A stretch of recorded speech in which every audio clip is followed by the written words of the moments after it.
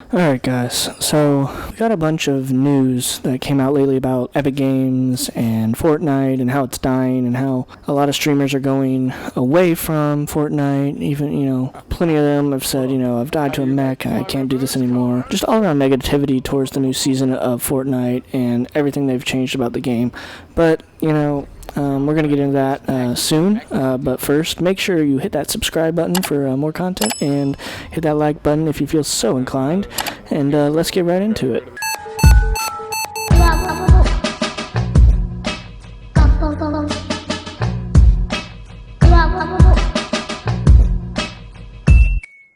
Alright, so first let's talk about the class action lawsuit that Epic Games is facing right now.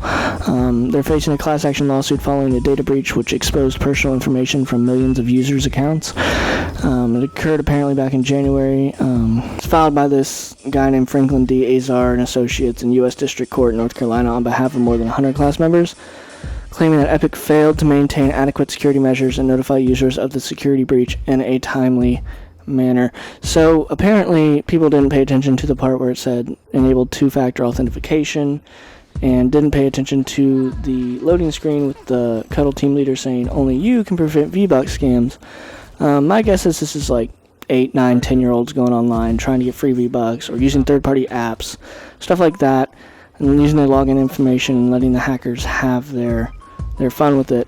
I don't know how far this suit's going to go.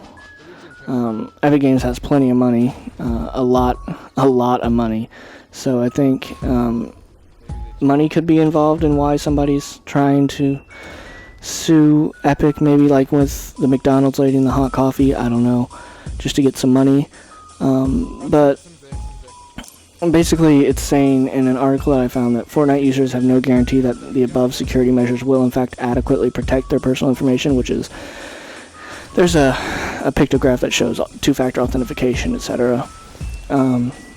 So they have users have an ongoing interest in ensuring that their personal information is protected from past and future cybersecurity threats.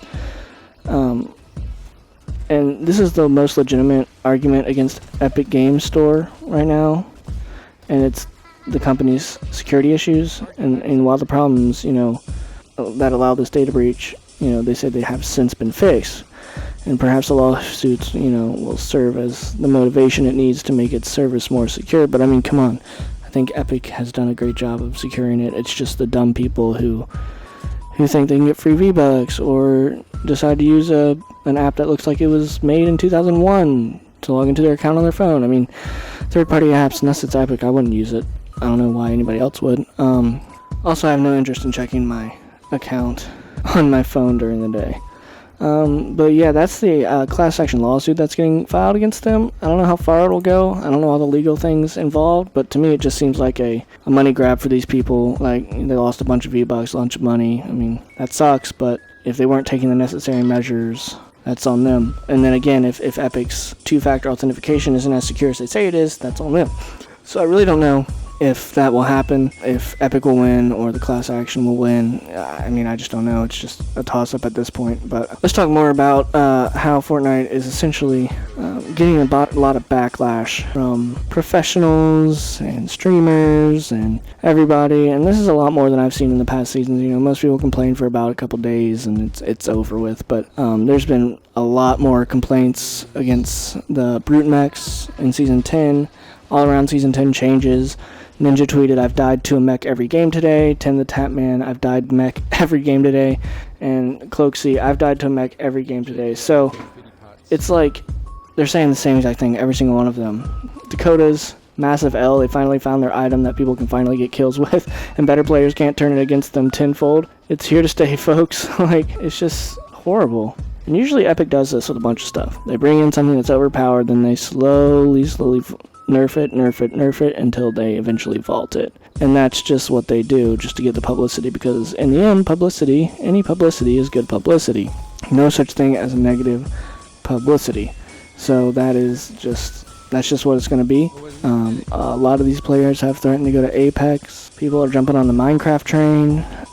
So that could be a reason for the decline of Fortnite and Google Trends and trends in general. Not sure how much money they're losing by losing all these people, but they're definitely not in a good spot right now. Yeah, so let's talk about Season 10 in general. I don't really have a problem with Season 10 right now. I've played lately. I've used a mech. I've died every time tonight that I've used a mech. Like, they're not uncounterable. Like, they're not, I mean, either I'm trash or people are figuring out ways to counter them. So if people are figuring out ways to counter these mechs, maybe people will stop complaining and be like, oh, there's a different way, we can counter these this way, just like they did with planes. I mean, Nick A30's found the perfect OP way. It's the drift board. Easy, just run away. People on zip lines going back and forth, impossible to target with the rockets. And the Stomper, really the only defense a mech has against a zipline is the shotgun, and that's range is so bad. Team firing is a way to counter them. Just all four of your teammates fire, because they lose health really fast. You shoot them 3 times, they're down to half. It's not like they're legit tanks out there. Most players box up. That's definitely not what you want to do, because they can just stomp away your builds. But yeah, overall, Season 10 I'm fine with. I think everything's balanced. It was unbalanced for the first couple of days when people didn't know exactly how to counter mechs. That was a big deal. That's when all the streamers, August 8th, were dying from mechs, dying from stomps, rockets, shotguns, and they were all getting mad. I mean, I would too, because I'm new, I don't know how to counter. Usually I can figure it out in a couple hours, but I'd be mad too. It's different this time. Last thing, guys, Ninja left Twitch, but he didn't deactivate his account.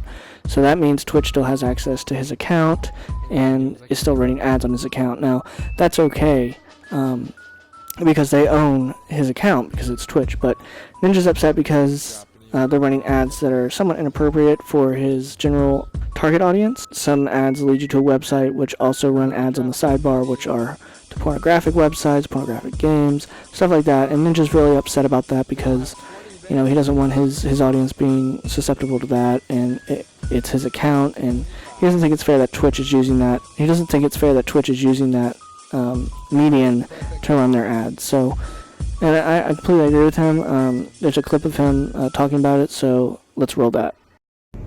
As you guys know, I'm streaming on Mixer now. My team and I have made sure that the transition went incredibly smooth, super professional. We haven't said anything bad or negative about Twitch, obviously, because there really hadn't been any reason to.